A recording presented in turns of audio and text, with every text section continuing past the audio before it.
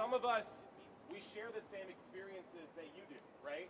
So Councilor Avalos and I have parents that are immigrants. Councilor Murillo is an immigrant, right? This is not a theoretical policy exercise for us. This is reflective of our backgrounds and the communities we go back to as well, right? And we know that for everyone here, we've had people taken out of every district. We've had people who are U.S. citizens, born in California, arrested in Milwaukee, Oregon, for the simple crime of being brown, right? And we're not going to stand for that, are we? No! And so it starts here. But we are the rock going into the pond, and we're going to send a ripple out to Washington County. We're going to send a ripple out to Beaverton. We're going to send a ripple out to Milwaukee. We're going to send a ripple out to Hillsborough. We're going to send a ripple out all over this country. And we're going to do it in solidarity with the people of Chicago and D.C. and LA and every other place. They're dealing with the same bullshit that we're dealing with here, all right? So with that, I'm going to wrap it up. Thank you so much for coming out and support, and I'm excited to hear about the resolution too, and please support both of them today, as well as us getting an emergency clause on that ordinance so we can get it done today. Finally, we're going to hear from one of the sponsors of the resolution that will be heard tonight. Let's give a big round of applause for Councilor Avalos. Okay, the energy is great. Let's hear it. Are we excited? Hey, Portland. So, I think I want to start on where Councilor Canal ended. This is personal. This is personal for us. We come from the same communities that we are fighting for, and that's what we're all here to do today, right? That's right. Okay. As the daughter of Guatemalan parents, as a representative for East Portland, our largest, most diverse immigrant community, we are here to stand up for them because we refuse to accept a federal government that is trying to brutalize our neighbors and kidnap them off our streets. I'm grateful that we have been able to come together over the last several weeks as a community and bring forward these two pieces of legislation that are going to, again, be the beginning, right? The Protect Portland initiative, it was inspired by Chicago because they have been in action trying to create a firewall between their government and the federal government. This is about our sovereignty as a city. This is about our ability to protect our residents and for us to make decisions in our own community, right? Why is President Trump calling the shots in Portland? He's never even been to Portland. He's just talk. We don't want him here either. Damn right we don't want him here. In fact, we don't want any of these cabinet officials here, right? They keep coming into our community, making lies about who we are, and we're not standing for it, right? Keep our puppies safe. That's right. Y'all with your puppies around Christy Nome, that was dangerous. I'm glad your puppies are safe. This Protect Portland initiative is trying to wrap its arms around all of the work that we have to do in the coming months.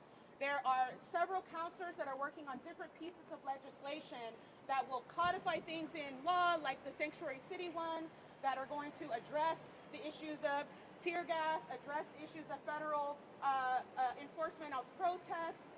And ultimately, too, it's important that we get our house in order because it's not just the communities that we're all fighting for. We also have a lot of employees in our city who are scared and are also coming from these communities. It's important that we tell the mayor and the city administrators that we need to have a plan. If the federal government comes into our city, we need to have a plan to kick them the hell out. We need to have a plan for how we're going to make sure that we're not going to let our police get deputized by the feds, right? We need our police out on our streets dealing with our problems, not trying to suppress the rights and the voices of Portlanders who are showing up to protest, right? This is a comprehensive, values-driven framework that is going to keep Portlanders safe, informed, and protected from these escalating threats. And it is, again, a product of so many stakeholders that are saying that we have the power. It's important that it doesn't matter that the federal government can preempt us on this or that. That does not make us powerless, okay? We have power right here. We have power in our laws. We have power in how we enforce it. We have power in how we show up and say, no, we're not going to let you brutalize our communities. And the truth is, this is a serious threat. We have to take it seriously, but that doesn't mean we have to do it with fear, right? showing up in our costumes, dancing, laughing at the ridiculousness of trying to characterize Portlanders as bad people when all we are working people that are just trying to get by.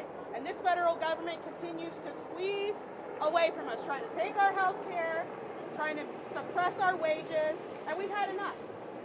So the answer to federal threats is municipalism. It is us doubling down on protecting our community, making sure that we have the resources to keep our neighbors safe. This is the first step. And it's not just Portland, it's also DC, it's Chicago, it's LA. We are showing today that we want to start a movement so that every city has a plan for how to protect their communities from Trump.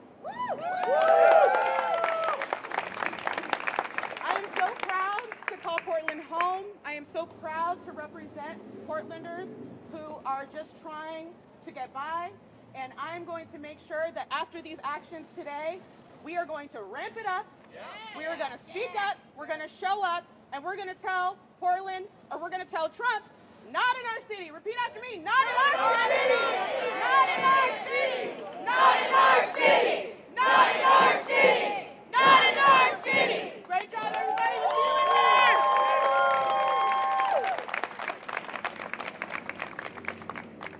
Again, thank you all so much for being here tonight. Thanks to the amazing band for being here tonight. Thanks to all the organizations that made tonight possible, especially the amazing team at the Working Families Party that did a lot of work to make tonight possible. I like that one. What I do for